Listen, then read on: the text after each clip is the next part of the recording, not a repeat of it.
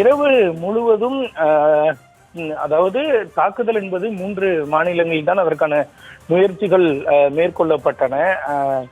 காஷ்மீர், பஞ்சாப், ராஜஸ்தான் என 3 மாநிலங்களில் தான் பாகிஸ்தான் ராணுவத்தினுடைய அந்த தாக்குதலானது மேற்கொள்ளப்பட்டு பல்வேறு பதற்றமான சூழல் நிலவியது. பொதுமக்களுக்கும் பல்வேறு அறிவுறுத்தல்கள் எல்லாம் வழங்கப்பட்டு இருந்தன. ஆனால் காவல்துறை மற்றும் மாவட்ட நிர்வாகங்கள் ஒரே ஒரு விஷயத்தை மீண்டும் மீண்டும் குறிப்பிட்டன. அது பொதுமக்கள் எந்த விதமான பதற்றத்திற்கோ அல்லது அச்சத்திற்கோ ஆளாக வேண்டாம், அமைதியாக அவரவர்கள் இருப்பிடத்தில் இருந்தாலே போதும், வேற எந்த அச்சத்திற்கும் ஆளாக வேண்டாம், அதற்கு உரிய பாதுகாப்பு ஏற்பாடுகள் எல்லாம் செய்யப்பட்டிருப்பதாக தொடர்ச்சியாக காவல்துறை சார்பிலும் மாவட்ட நிர்வாகம் சார்பிலும் அறிவிப்பானது வெளியிடப்பட்டிருந்தது. பொதுமக்களும் அதனை பின்பற்றி இருந்தார்கள். பாகிஸ்தான் மிகப்பெரிய ஒரு தாக்குதல் முயற்சியை மேற்கொண்டாலும் கூட அது எந்த விதமான பலனையும் அவர்களுக்கு அளிக்கவில்லை. அனைத்து முயற்சிகளும் முறியடிக்கப்பட்டு இருக்கின்றன. பாகிஸ்தானினுடைய அந்த முயற்சிகள் அனைத்தும் தோல்வியிலேயே முடிவடைந்த நிலையில் தற்பொழுது பொழுது விடிய தொடங்கி இருக்கக்கூடிய நிலையில் பதற்றமானது பல்வேறு பகுதிகளில் தணிந்து வருவதாகவும் பொதுமக்கள் தங்களது இயல்பான வாழ்க்கை, அதாவது இரவில் இருந்த அந்த பல்வேறு கட்டுப்பாடுகள் எல்லாம் தற்பொழுது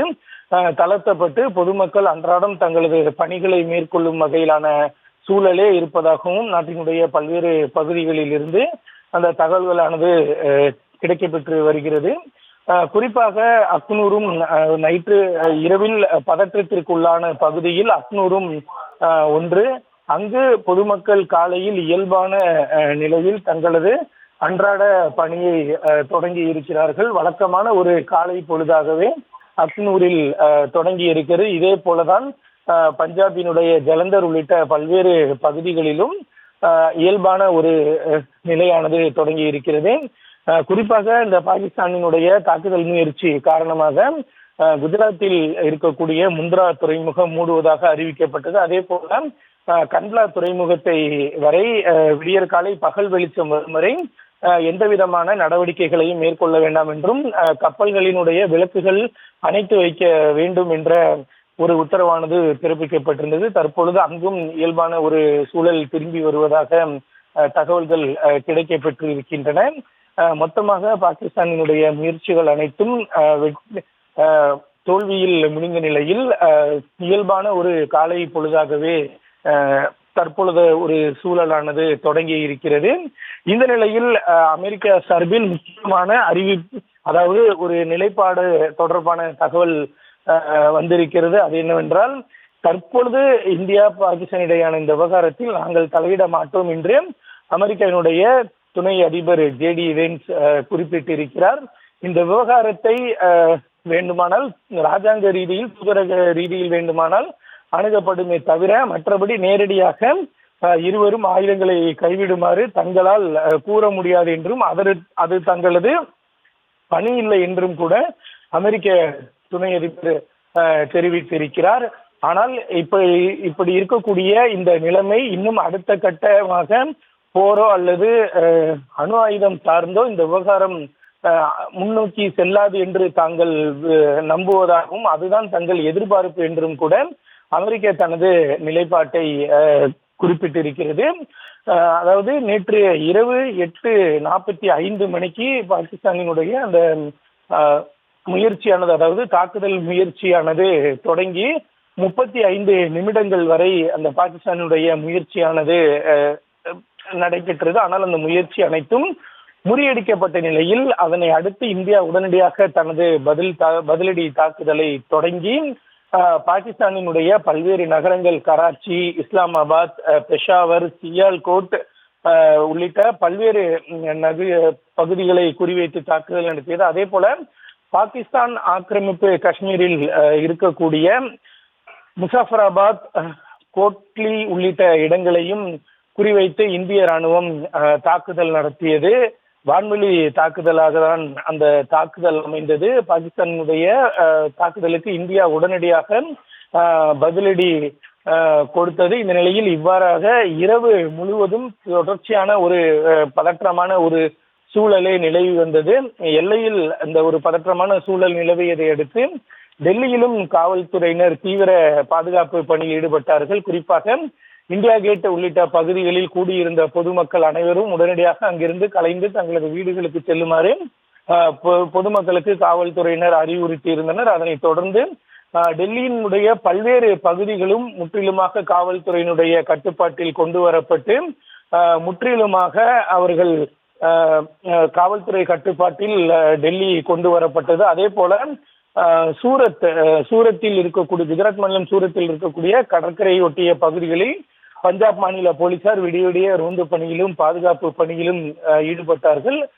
இந்திய ராணுவத்தினுடைய அதாவது இந்தியாவினுடைய அதாவது இந்த பெஹல்காம் தாக்குதல் சம்பவம் ஆபரேஷன் சிந்தூரில் தொடங்கி இந்தியாவினுடைய நடவடிக்கை முழுக்க முழுக்க தரைவெளியாகவும் வான்வெளி மட்டுமே இருந்த நிலையில் இரவில் இந்தியாவினுடைய கவனம் முழுக்க முழுக்க கடல் சார்ந்த ஒரு பாதுகாப்பு பணிகளை மேற்கொள்வதும் அதில் பாதுகாப்பை பலப்படுத்துவதுமாகவே இருந்தது. குறிப்பாக கடற்படையினுடைய அந்த படைகளை கிழக்கு பகுதியிலிருந்து பாகிஸ்தானுடன் அதிகமாக கடல் எல்லையை பகிரக்கூடிய மேற்கை நோக்கி கடற்படையை நகர்த்தப்பட்டது உள்ளிட்ட பல்வேறு முக்கிய நடவடிக்கைகளை இந்தியா மேற்கொண்டது. அனைத்து நடவடிக்கைகளுமே முன்னெச்சரிக்கை நடவடிக்கையாக மேற்கொண்ட நிலையில் போர் கப்பல்களும் தயாராக வைக்கப்பட்ட நிலையில் தற்பொழுது அந்த அளவிற்கு பெரிய அளவிலான செயல்பாடுகள் எதுவும் இல்லாத நிலையில் தற்பொழுது ஒரு அதாவது இரவில் எந்தெந்த பகுதிகள் எல்லாம் பதற்றமான ஒரு பகுதிகளாக இருந்தனவோ அங்கெல்லாம் தற்பொழுது இந்த விடியற் காலை பொழுது வழக்கமான ஒரு பகலாகவே அனைத்து பகுதிகளிலும் விடிந்திருக்கிறது. இதற்கு தற்பொழுது வரை எந்த விதமான ஒரு அடுத்த கட்ட நகர்வுகளும் வந்ததாக தகவல்கள் எங்குமே வெளியாகவில்லை. இதற்கு பிறகாக பாகிஸ்தான் என்ன மாதிரியான நிலைப்பாடை எடுக்க போகிறது என்பது மிகுந்த ஒரு எதிர்பார்ப்பை ஏற்படுத்தி இருக்கிறது. ஒருவேளை பாகிஸ்தான் ஏதேனும் அடுத்த கட்டமாக நடவடிக்கை எடுக்கும் பட்சத்தில் அதற்கும் இந்தியா சார்பில் பதிலடி கொடுப்பதற்கு தயாரான ஒரு நிலையிலேயே இருப்பதாக தகவல்கள் தெரிவிக்கின்றன. நேற்று இந்த இரவு பாகிஸ்தானுடைய தாக்குதலை தொடர்ந்து வரிசையான ஆலோசனைகள் நடைபெற்றன. பிரதமர், உள்துறை அமைச்சர் ராஜ்நாத் சிங் ஆகியோர் தனித்தனியாக ஆலோசனை மேற்கொண்ட நிலையில் இன்று காலை மீண்டும் முப்படைகளினுடைய தலைமை தளபதி மற்றும் 3 படைகளினுடைய தளபதிகளுடன் பாதுகாப்புத்துறை அமைச்சர் ராஜ்நாத் சிங் ஆலோசனை நடத்த இருப்பதாக தகவல்கள் தெரிவிக்கின்றன. மேலும் இன்று காலையும் மத்திய வெளியுறவுத்துறை அமைச்சகம் சார்பில் செய்தியாளர்கள் சந்திப்பு இருக்கும் என்று ஒரு தகவலானது வெளியாகி இருக்கிறது. அதில் என்ன மாதிரியான தகவல்கள் தெரிவிக்கப்பட போகிறது என்ற ஒரு எதிர்பார்ப்பும் முக்கியமாக எழுந்திருக்கிறது. மேலும் பிரதமரும் நேற்று இரவு தேசிய பாதுகாப்பு ஆலோசகர் அஜித் தோவலை சந்தித்து பேசியிருந்தார்.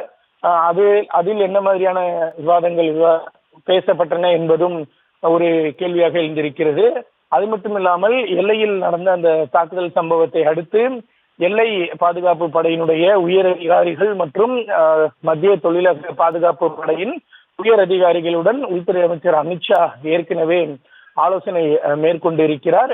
மேலும் நாட்டினுடைய மற்ற பகுதிகளில் எவ்வாறு பாதுகாப்பு பணிகளை மேற்கொள்ள வேண்டும் என்ற ஒரு அறிவுறுத்தலும் வழங்கப்பட்டதாக தகவல்கள் வெளியாகி இருக்கின்றன. எனவே அந்த உள்ளூர் பாதுகாப்புக்கும் முக்கியத்துவம் கொடுக்கப்பட்டு நடவடிக்கைகள் எடுக்கப்பட்டு வருவதாக தகவல்கள் வெளியாகி இருக்கின்றன. பாகிஸ்தானுடைய இந்த அத்துமீறல் தாக்குதல் சம்பவத்தை தொடர்ந்து பஞ்சாப் மாநிலத்தில் 10ஆம் தேதி வரை அடுத்த 3 நாட்களுக்கு கல்வி நிறுவனங்கள் மூடப்படுவதாக அறிவிக்கப்பட்டிருக்கிறது. ஜம்மு காஷ்மீரிலும் அது போன்ற ஒரு அறிவிப்பை வெளியிடப்பட்டு இருக்கிறது. தேவைப்பட்டால் அதற்கு மேலும் இந்த விடுமுறையானது நீட்டிக்கப்படும் என்று ஜம்மு காஷ்மீருடைய முதலமைச்சர் உமர் அப்துல்லா அறிவித்திருக்கிறார். அதே போல ராஜஸ்தானிலும் அதே போன்ற ஒரு தகவல் தான் கிடைக்கப்பட்டு இருக்கிறது. நேற்று இரவு பாகிஸ்தான் ராணுவம் நடத்திய அந்த ராஜஸ்தானில் நடத்திய அந்த தாக்குதலை தொடர்ந்து ராஜஸ்தானினுடைய பல்வேறு மாவட்டங்களில் ரெட் அலர்ட் கொடுக்கப்பட்டிருந்தது. மின்சாரம் துண்டிப்பு உள்ளிட்ட பல்வேறு நடவடிக்கைகள் ராஜஸ்தானினுடைய பல்வேறு பகுதிகளிலும் எடுக்கப்பட்டிருந்தன. இந்த நிலையில் தற்பொழுது எந்த விதமான ஒரு பதற்றமான சூழலும் இல்லாமல் அக்னூர் உள்ளிட்ட பகுதிகளில் இயல்பான ஒரு நிலை வருவதாக தகவல்கள் தெரிவிக்கின்றன. நேற்று இரவு பாகிஸ்தான் ஆரம்பித்து வைத்த இந்த பதிலடி தாக்குதல் என்பது அவர்களுக்கே பலத்த அடியாக மாறி இருக்கிறது. பாகிஸ்தானினுடைய அனைத்து ட்ரோன்களும் சுட்டு வீழ்த்தப்பட்ட நிலையில் பாகிஸ்தான் ராணுவத்துக்கு சொந்தமான போர் விமானங்களும் இந்திய ராணுவத்தால் சுட்டு வீழ்த்தப்பட்டு இருக்கின்றன. அது மட்டுமில்லாமல் பாகிஸ்தான் விமானப்படையினுடைய விமானி ஒருவர் உயிருடன் இந்திய ராணுவத்திடம் பிடிபட்டு இருப்பதாகவும் தகவல்கள் வெளியாகி இருந்தன. ஒருபுறம் இது போன்ற ஒரு நிலை என்றாலும் கூட பல்வேறு, அதாவது எல்லை கட்டுப்பாட்டு கோட்டை ஒட்டிய பல்வேறு பகுதிகளில் பாகிஸ்தான் அதாவது ஊடுருவல் முயற்சி, சர்வதேச எல்லை வழியாக இந்தியாவுக்குள் ஊடுருவ முயன்ற அந்த ஊடுருவல் முயற்சி வெற்றிகரமாக முறியடிக்கப்பட்டிருப்பதாகவும் தகவல்கள் வெளியாகி இருந்தன. ஒட்டுமொத்தமாக தற்பொழுது வரை இந்தியா சார்பில் எடுக்கப்பட்ட அனைத்து நடவடிக்கைகளுக்கும் வெற்றியே கிடைத்திருக்கிறது. எந்த இடத்திலும் பொதுமக்களுக்கோ அல்லது பெரிய அளவிலான பாதிப்போ ஏற்பட்டதாக எந்த தகவலும் இல்லை. ஆனால் இந்த பூஞ்ச் பகுதியை பொறுத்தவரை பாகிஸ்தான் ராணுவம் தொடர்ச்சியாக அப்பாவி பொதுமக்களை குறிவைத்து தாக்குதல் நடத்திய நிலையில் அதில் மட்டும் 16 பேர் உயிரிழந்திருப்பதாக நேற்றைய தினமே பாதுகாப்புத்துறை அமைச்சகம் மற்றும் வெளியுறவுத்துறை அமைச்சகம் சார்பில் அதிகாரப்பூர்வமான தகவலானது வெளியிடப்பட்டிருந்தது. அதை தவிர நேற்று இரவு ஜம்மு காஷ்மீரில் பாகிஸ்தான் ராணுவம் தொடங்கி அந்த தாக்குதல் தொடங்கி மற்ற மாநிலங்களுக்கும் அந்த தாக்குதலானது விரிவுபடுத்தப்பட்ட நிலையில் அதிலிருந்து எந்த விதமான ஆபத்துகளும் அல்லது பொதுமக்களுக்கான பாதிப்புகளும் எதுவும் இல்லை என்ற ஒரு தகவலானது வெளியாகி இருக்கிறது. இந்த நிலையில் விமான நிலையங்களில் கடுமையான கட்டுப்பாடுகள் விதிக்கப்பட்டுள்ளதன் காரணமாக பயணிகள் அனைவரும் 3 மணி நேரத்திற்கு முன்னதாகவே விமான நிலையத்திற்கு வந்து விடுமாறு அனைத்து விமான நிறுவனங்கள் சார்பிலும் பயணிகளுக்கு ஒரு கோரிக்கையானது வைக்கப்பட்டிருக்கிறது. ஏனென்றால் பாதுகாப்பு கெடுபிடிகள் அதிகமாக இருக்கும். எனவே விரைவாகவே 3 மணி நேரத்திற்கு முன்னதாகவே வந்துவிட வேண்டும் என்ற ஒரு கோரிக்கையானது விடுக்கப்பட்டிருக்கிறது.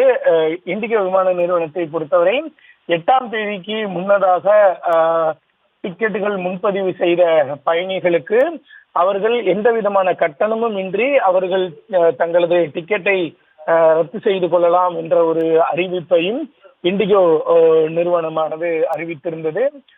ஒட்டுமொத்தமாக நேற்று இரவு ஒரு பதற்றமான சூழல், ஒரு 8:45 மணி அளவில் பதற்றமான சூழல் தொடங்கி அதில் பாகிஸ்தானுக்கு நிறைய பாதிப்புகள் இந்தியாவால் ஏற்படுத்தப்பட்ட நிலையில் தற்பொழுது இந்த விடுகின்ற பொழுது என்பது எந்த விதமான எந்த விதமான பாதிப்பும் இந்திய தரப்பிற்கு ஏற்படாமல் ஒரு வழக்கமான ஒரு பொழுதாகவே தற்பொழுது இந்தியாவில் விடிந்திருக்கிறது.